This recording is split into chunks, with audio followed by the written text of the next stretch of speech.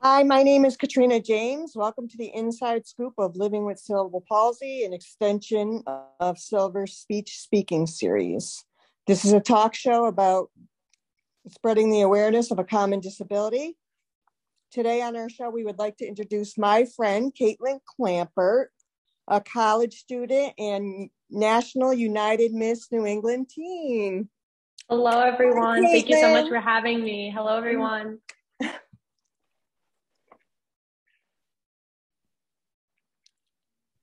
Please tell us a little more about yourself, age, what type of CP you have, etc. Hi. Okay, so my name is Kaitlyn Klampert. I am 18 years old. I am a freshman at St. John's University in Queens. I am an elementary education major, hoping to be a second grade teacher with a master's in special education.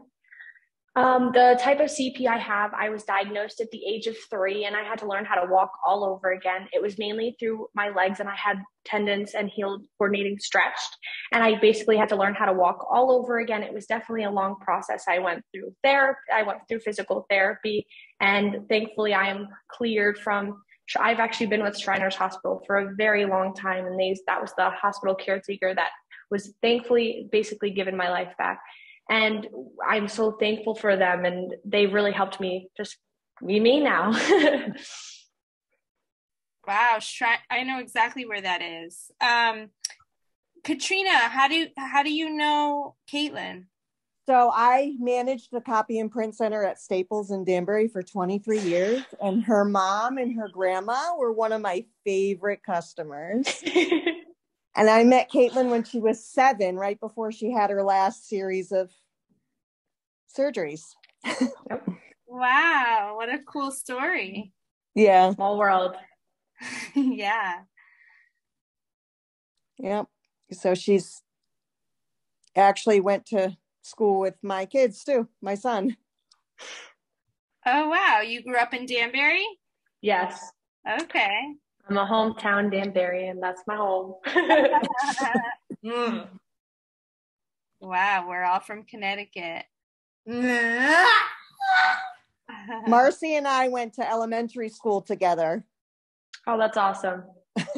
And then Kayla was one of my first clients as a speech pathologist when I was first out of school, first getting my master's.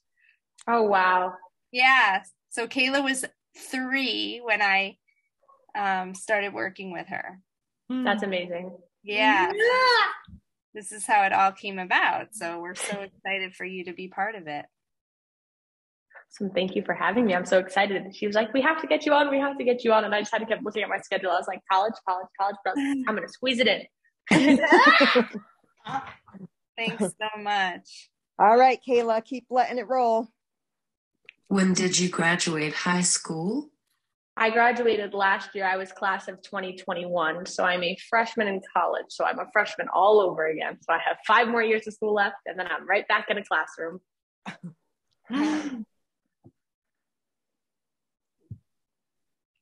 How has your overall school experience been? As a freshman in college, it's definitely a little stressful. First semester was really easy because it was easing us back, and it was like high school because it was my first time really being in person since COVID. And then getting back into this semester, it's definitely a lot more difficult, but I'm pushing through it. It's definitely a challenge, but that's what college is. So it's really awesome. What about Kayla, were you referring to her years in elementary school and high school? All of it. Yeah. All of it? Yeah, with having cerebral palsy as a diagnosis, how was your experience? So it was definitely more in elementary school that really where it affected me. So it was actually a funny story. So my mom actually really fought for me because they wanted me to take a minibus. And I knew I was like, I want to be with the kids. Like, I don't want to be on a minibus. And my mom was like, my brother, all my brothers, I have 2 brothers, Alexander and Matthew. And Alexander was in elementary school with me for 1 year. He was in 5th grade and I was in kindergarten.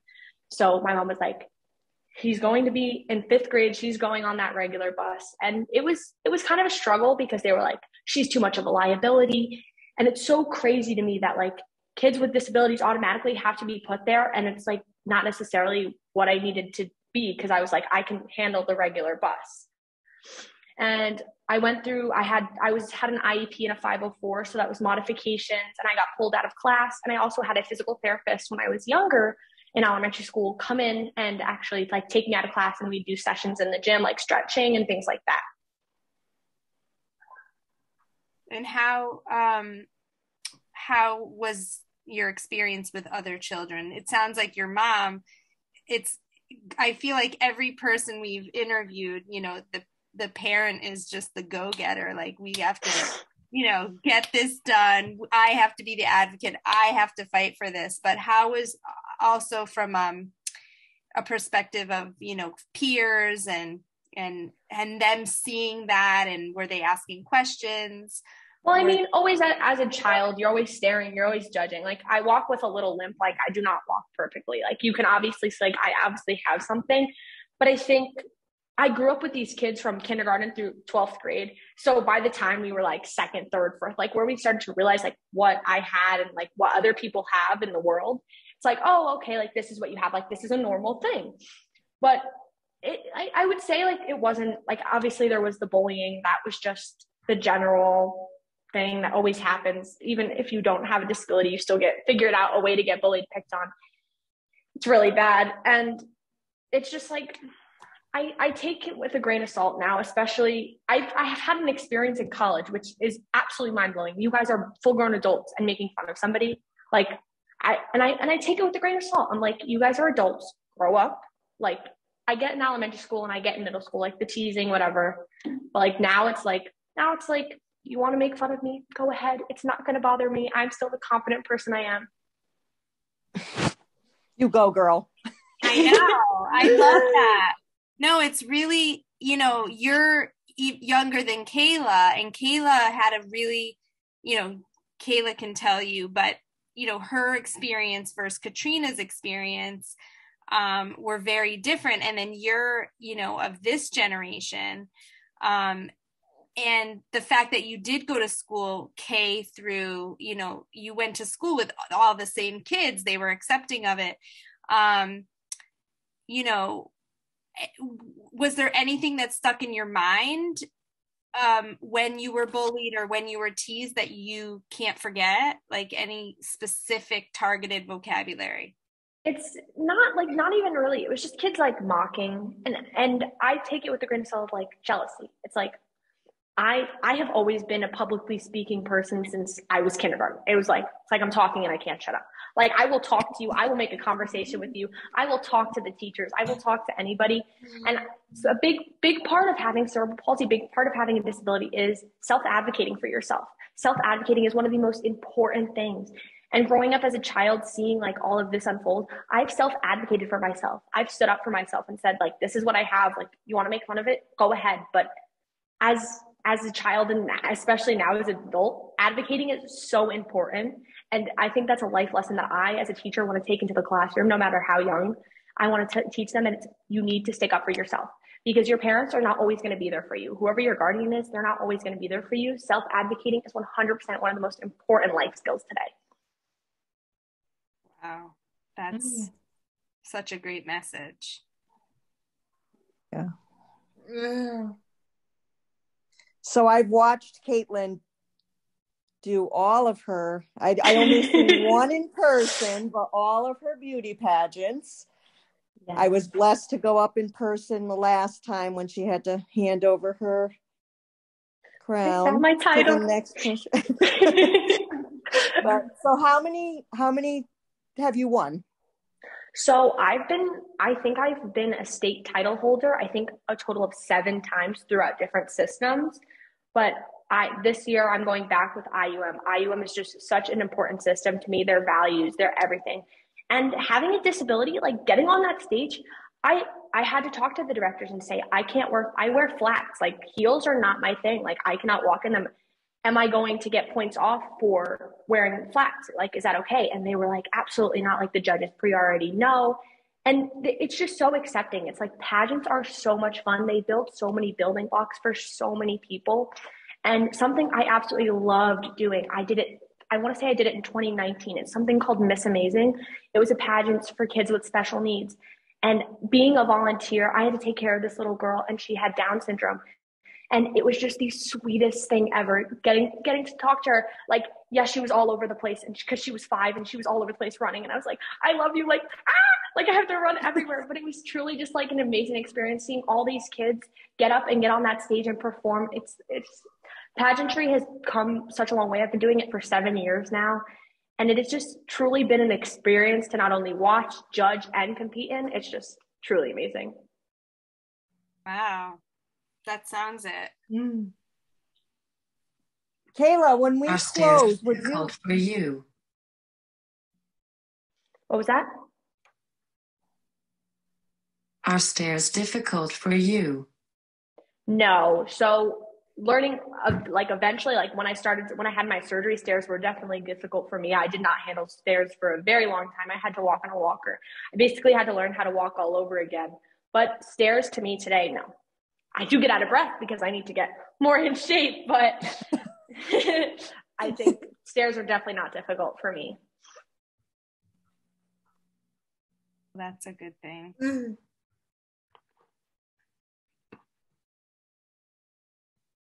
How did your interest in pageants arise? So pageants for me, I actually got a letter in the mail when I was 13, 12. And it was like, you've been selected to come interview and be a NAM finalist. And I was like, what's this about? And I was like, sure, we can try it. Had no clue what I was doing. Going into this, I was like, sure, let's put on a pretty dress. It's so funny. Dress shopping for the first time.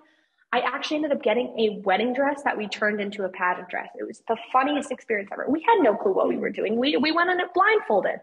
So getting from NAM, going from being a 12, being a preteen, starting out and not having no clue, and placed 3rd runner-up in photogenic, and that was it. And I thought that was the biggest accomplishment now.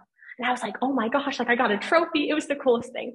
And my mom really was like, oh yeah, it's just a one-time thing. 7 years later, I'm still doing them. And it's just an amazing experience. Anybody that can compete should, because it's truly amazing. She has the best momager, by the way. Yes. My mom has always been there. Like, she is the momager. Like, she will take charge. Like, she goes dress shopping with me, and she sees it all happen. She used to do my hair and makeup.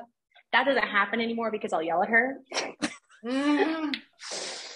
So we have someone else do hair and makeup, but other than that, like, my mom is the best. Wow. So how does the pageants work? Is there categories? I'm not really familiar. So with the system I compete in is called a scholarship pageant, and the system is International United Miss. So the internationals, this is, we have to do evening gown, which is an evening gown of your choice, full floor length, any gown you want. You can literally wear anything, whatever you feel comfortable and confident in, that's what you wear. Then is fun fashion. So that's any sort of clothing, like a cape, a skirt, an overskirt, just a jumpsuit, like whatever you want to rock the runway in and you feel confident in. Then comes to my favorite part of the competition is interview and introduction. So interview is 50% of your score. Interview just basically decides the winner. And interview, I flourish at. I absolutely love talking to the judges. And then interview is a 45 to 60 second introduction where you introduce yourself, you talk about yourself, talk about your interests, talk about your minors, majors, like whatever you want to put in that time frame. Wow. We just interviewed this girl from California, Beth, and she is also such a great public speaker. So I just feel like, despite everybody's superpowers, right? Or, abilities or whatever we want to call them, or we don't want to call them disabilities because you've actually, overcome so much, right? It really is amazing the confidence that comes out of having an area that needs improvement. Exactly. I talk about cerebral palsy in my introduction. And it's actually so funny that you say what you just said, is because one day I was driving home and I saw this sign. It said disability with the disc cross. And I really took that into my platform. And a judge asked me, she goes, so tell me about like what you do and like how you advocate for kids. I said, kids, anybody in general, you have a disability, that's not what you have. You cross out that disc and you turn it into an ability, because everyone is human and everyone is different in their own special way. And no matter what you do, if you set your mind to something, you can accomplish anything. Yeah. So true. I mean, as a speech pathologist, you know, doing these interviews, you know, I'm learning every day, every time we do these. And it just helps me as a therapist, but also to convey to parents, you know, that this is temporary, you know, like whatever the frustration is, or, you know, what you're dealing with, it's temporary, because so much evolves from what you've all been through. So it's just such a pleasure to have you here. Keep it going. Thank you. Do you find it hard to put makeup on? I could say, like, with my skin always has issues, but it's very difficult to get the nicks and crannies and everything like that. So I wouldn't say makeup's too hard. I'm not good at it. That's why I have professionals do it, but yeah. I move and make faces a lot when anyone does my makeup and nails. When anybody does your hair and makeup and nails. Yes, they definitely, all hair and makeup artists are trained like that. So they're definitely very accommodating.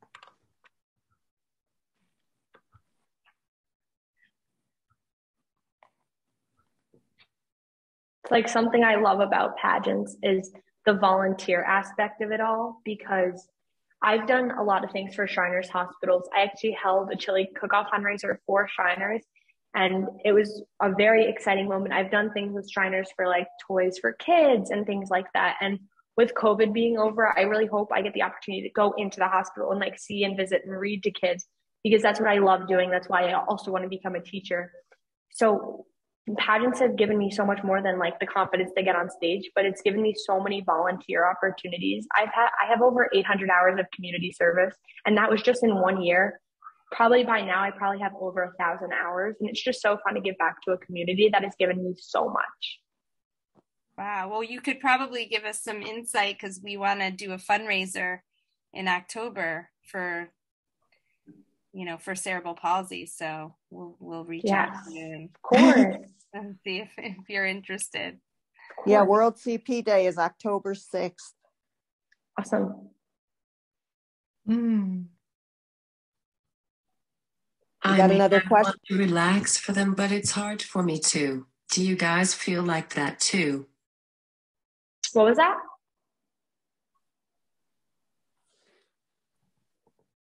I mean, I want to relax for them, but it's hard for me to. Do you guys feel like that too? Me personally, I don't have that, but I know a lot of other people that do.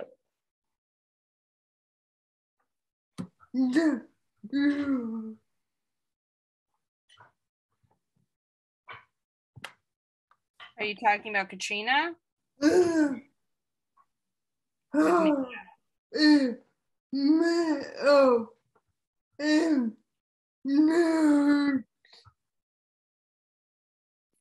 you move to be calm when makeup is on?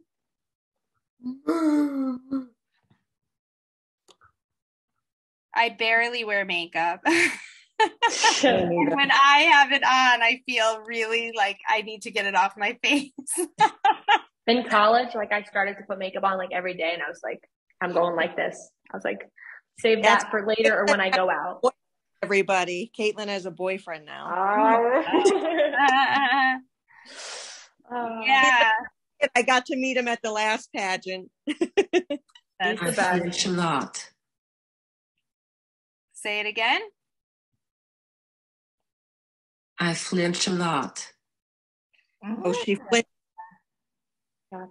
I can imagine. And, even when somebody's putting it on my, in my eyes, or I'm always like, they're like, keep your eye open. And I can't either. So. Yeah, when they do like mascara or like put eyelashes on, it's like, I'm trying not to blink. And under the eye, and yeah. So tell us how much it is going to cost you to do this pageant coming up in Myrtle Beach. Okay, so it used to be in New Jersey, so it was a lot more cost effective. So we have to fly, which is a lot. So pageants are like a sport. I say like my brothers did baseball, basketball, whatever they did, and that was their sport. My sport is pageants, and for me to get to internationals, it's going to be around $6,000. I know that sounds like a crazy amount, but that factors in wardrobe, hotel, hair and makeup, food, and other things that I do at the pageant.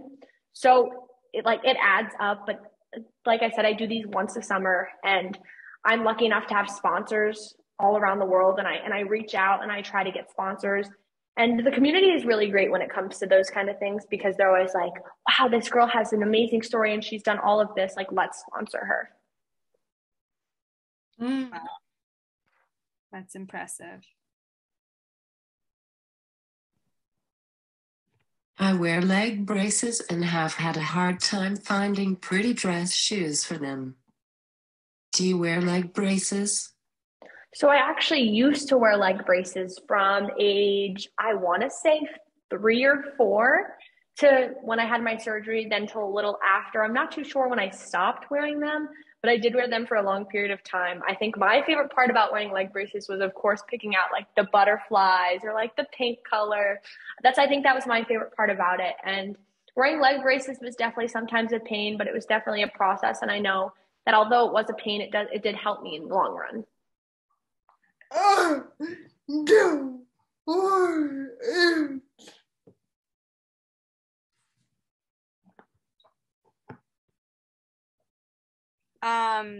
What was I going to ask you? So you got diagnosed at 3. Yes. Of cerebral palsy. So yeah, so tell me, what was the like, you were a late walker, or? I think I don't really remember. It's kind of funny, but I know I was a late walker, and they thought it was, I forgot what they thought it was, but they thought it was something totally different. They just thought I was just mentally delayed. And they were like, oh, like she'll get there. And my mom realized like, it's not happening. Like there's no improvements. And then she finally took me to a specialist. And then I think we ended up meeting with one of my all-time favorite doctors of all time. Shout out to Dr. Mack. He was the one, I'm pretty sure he was the one that walked us through everything. I was younger, so I don't really remember. And then introduced us to like Shriners, and then we went from there. Is he a pediatrician, or Dr. Mack is a neurologist, or? I don't know the specifics, but I do know he does work with children. So I want to say pediatrician, but he works like specifically with like that. Okay. Yeah, no, I'm so curious. Because he performed my surgery. Okay. Orthopedic surgeon. I think that's what it is. Okay. Yeah, no, it's fascinating because, I get kids very young, and sometimes obviously I'm not a doctor. I can't diagnose. I'm just a therapist, but I can describe behaviors or describe what's happening. And there are times where I'm like, this child is definitely presenting as if they have cerebral palsy. Again, I can't diagnose, but I can describe. And so, I'm interested to, understand more of what your 3-year-old profile looked like. Yeah, they basically said like I was delayed at walking, and I think I had trouble with speech. I know I did go through speech. Okay. Yeah. I'd love to see videos of when you were little. Oh, I could definitely ask my mother. There's definitely that would be awesome. Thousands. Yeah, no, because it's really beautiful to see the progression, and the improvement, and, especially as a speech therapist, like if you had speech, where your speech was then to now. Even Kayla, when I think of when I first started working with her, and now she really projects her voice, you know, and speaks, but also the computer she was using before would break down all the time, and now she's able to, you know, type away. So it's just fascinating. So yeah, we would love that. Yes, I could definitely ask my mother. She'll probably send you a lot of embarrassing pictures. She definitely will. Especially she'll send them to you, and you know that. I don't always enjoy leg braces. I 100% agree with you. I did not like them at all. I actually had my 5th grade birthday party, and it was a horse birthday party, and my mom actually bought a horse to bring, and I got to ride it. And I said, Mom, I don't want to wear my leg braces. Like, I want to wear them. So she actually took my sneakers and took my leg braces and covered them with like cowboy boot material, so it didn't look like I had them on.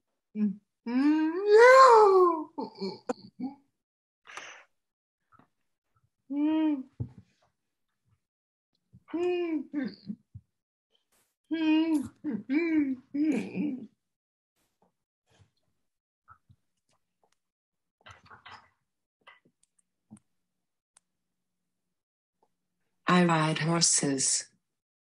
Really? That's awesome. I love that. They help you, Kayla? Yep. That's good. That's awesome. Wow. We have a pageant star. We have a horseback rider and a skier all on here right now. Because Katrina's a skier. We used to ski together in high school. That's awesome. So that's like a very diverse group, which is awesome.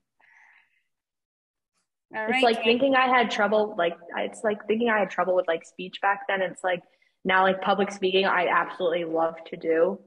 So it's so crazy to me that like thinking back that how much I struggled with it, and now I'm here today. It's like, wow.